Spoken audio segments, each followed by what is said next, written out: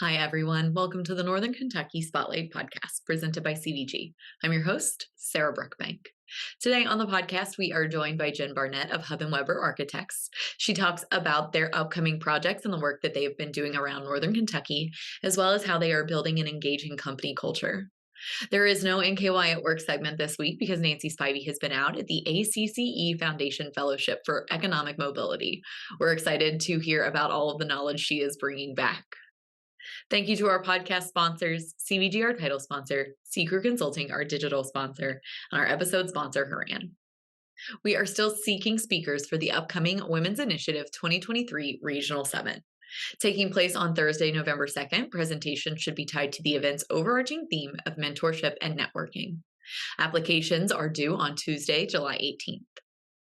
Our leadership programs are also accepting nominations for the Ruth A. Egger Leader of Distinction Award, the Leadership Volunteer Impact Award, and the Gary Beatrice Leadership Award.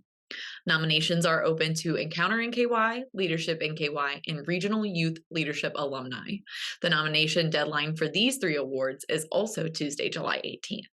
You can learn more about our speaker application as well as the application for these awards at nkychamber.com.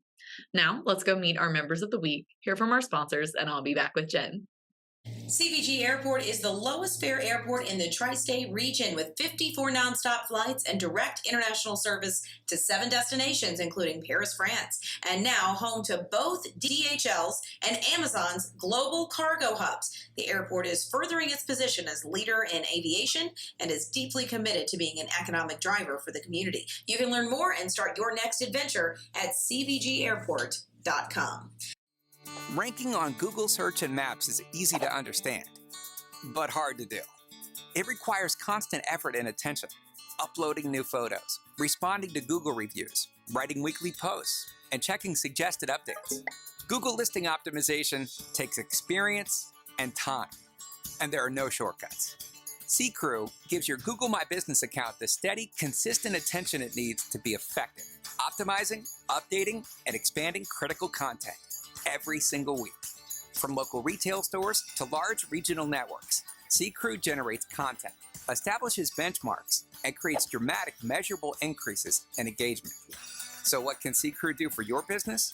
More calls, more clicks, more clients. Congratulations to our members of the week.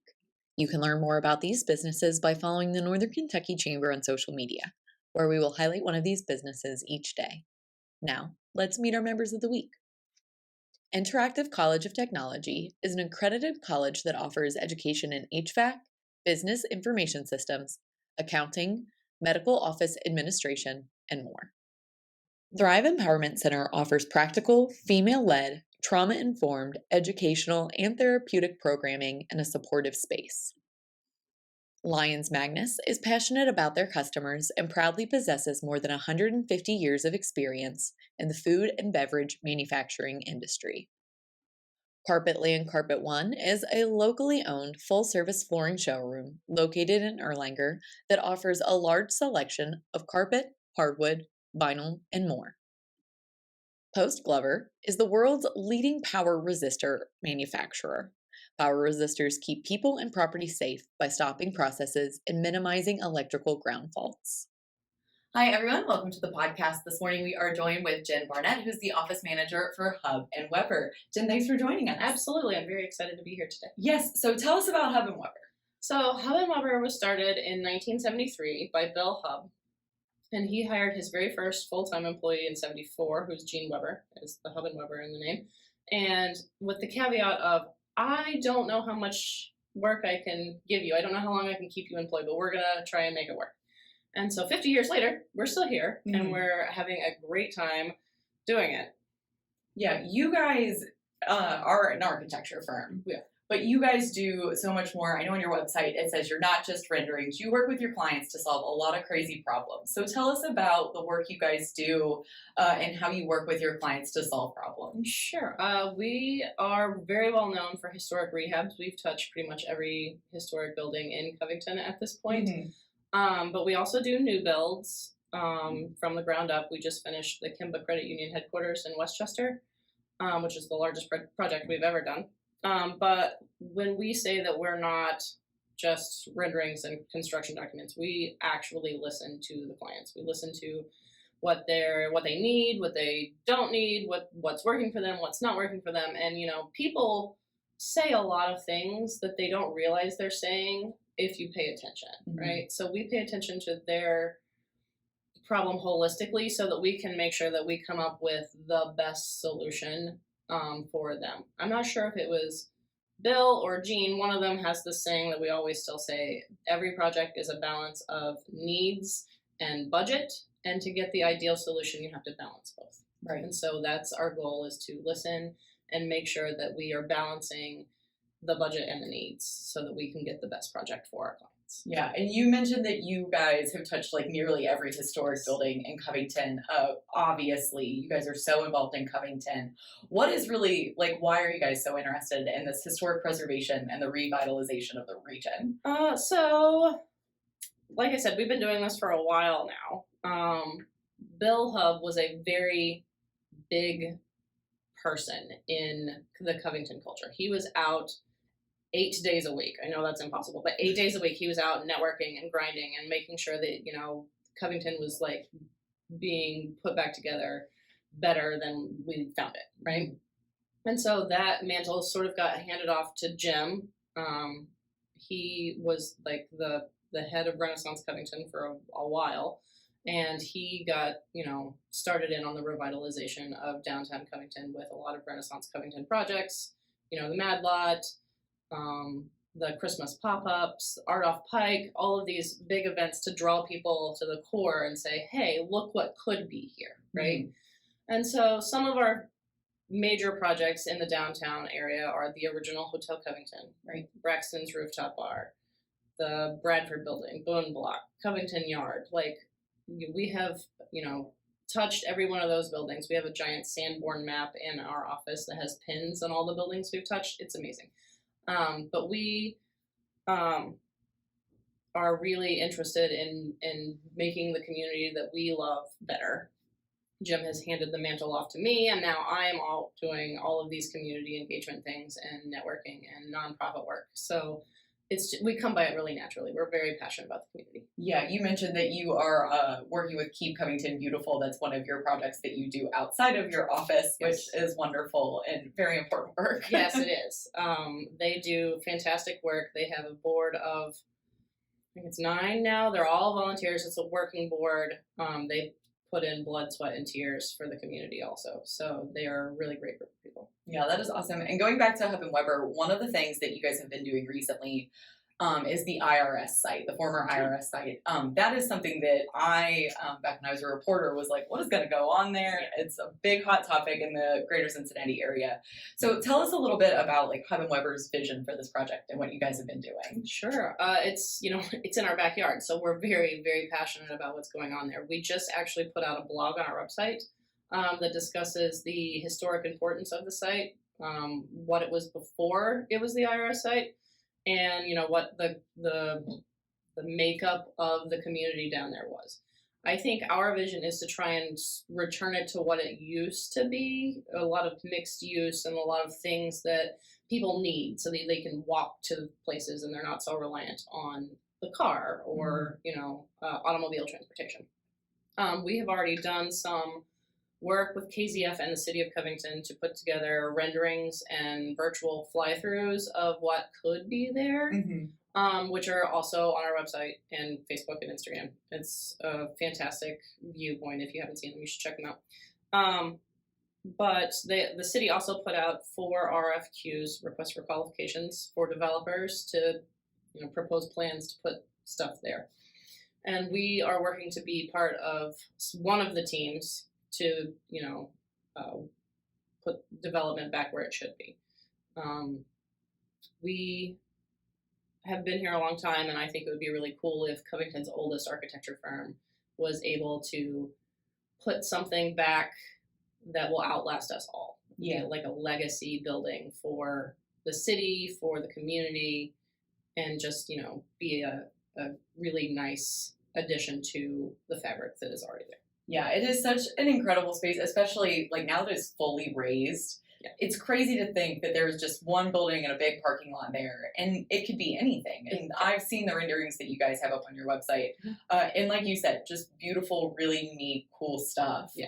When you guys are working on these big projects, obviously you said you guys have been here. You've been around the block a couple of times. Just a few. And you talked about that legacy. When you're working with clients and these bigger projects, what type of legacy are you wanting to leave? We are always mindful of the historic fabric of what was there, what should be there. We want it to be mindful and not just some eyesore that's could be found in every city, right? Mm-hmm. Covington is unique. It has always been unique, and we want to keep it that way. So we look at it in a holistic view of what will serve the community for forever, libraries, city halls, those kinds of legacy buildings that are used maybe in a different way than they used to be. Libraries aren't as check books out and go home now. They're like, you go to use the 3D printer or, the laser cutter or, whatever. It's a makerspace. Mm-hmm.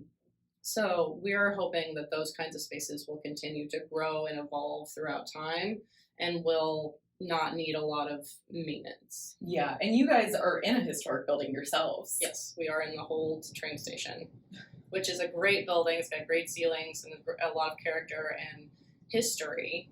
The amount of people that come in just to see the train station and kind of imagine what it used to look like is a lot. Mm-hmm.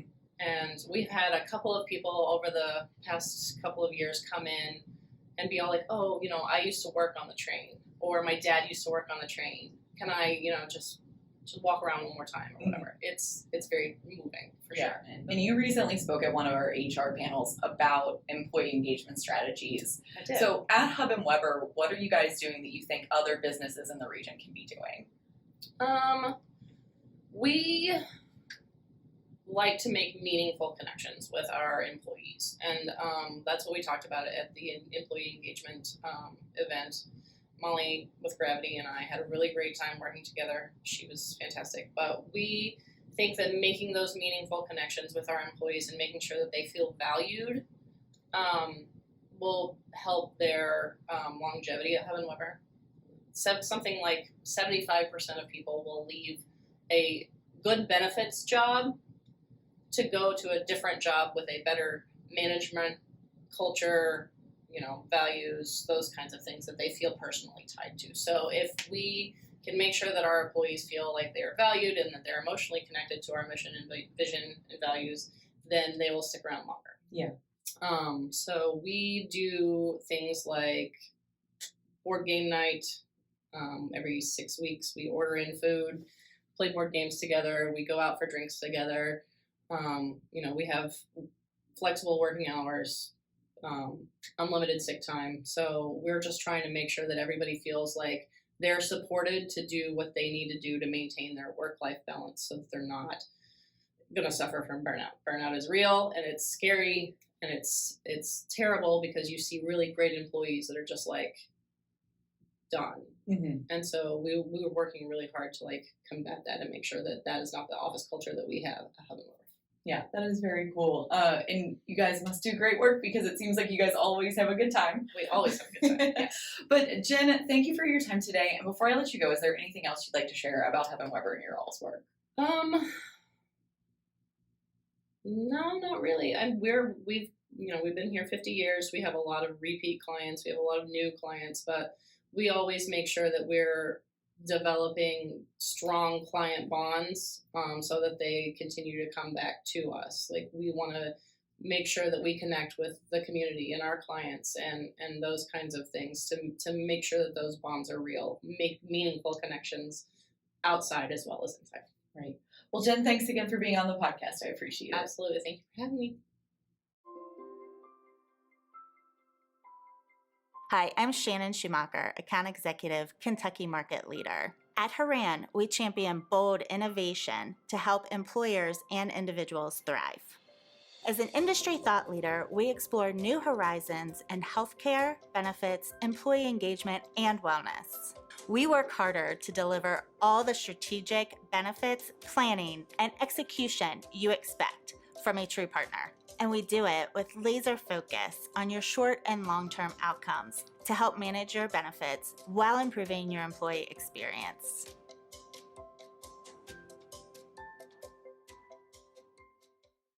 Welcome back, everyone. Thank you so much for tuning in to today's very quick episode of the Northern Kentucky Spotlight Podcast featuring Jen Barnett of Hub+Weber Architects. Thank you to our podcast sponsors, CVG, Seeker Consulting, and Haran. Don't forget to check out nkychamber.com to learn more about our Women's Initiative Regional Summit speaker application, as well as our Leadership Program Awards applications. Those applications both close on Tuesday, July 18th. If you are a member of the Northern Kentucky Chamber of Commerce and you want to be featured on the podcast, please reach out to Lynn Ablin. And if you're interested in being a guest on NKY at Work to share your workforce strategies and resources, please reach out to Nancy Spivey. You can find their contact information on the screen in front of you, or as always, at nkychamber.com at our staff directory. Thanks again for tuning in. I'll talk to you all next week.